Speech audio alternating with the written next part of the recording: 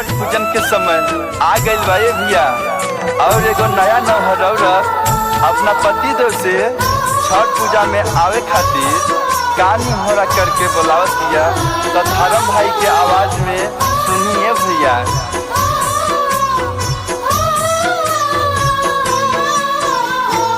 करतानी सैया जीनी हो रवा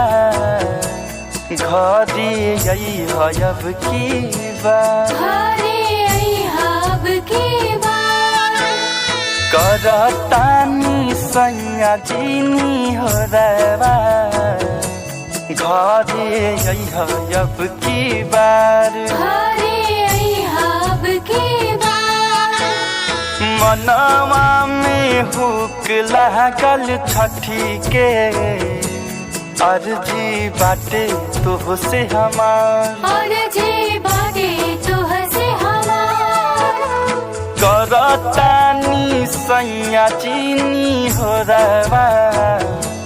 घरे अब की बार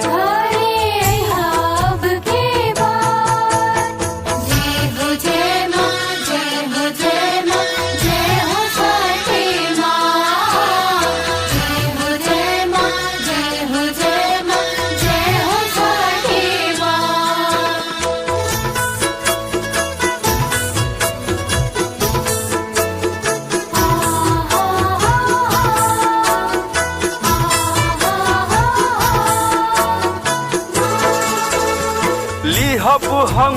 बजरिया से नरियर चुनरिया पियरी पहिन छठ के बनब हम पुजरिया मांगब हम माई से मांगनिया हम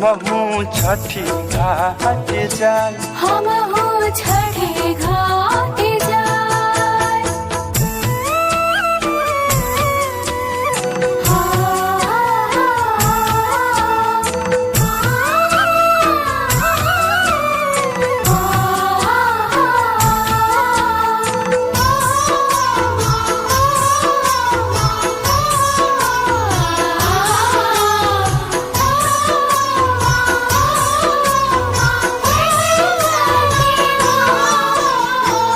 खवा के हरीली है करब जे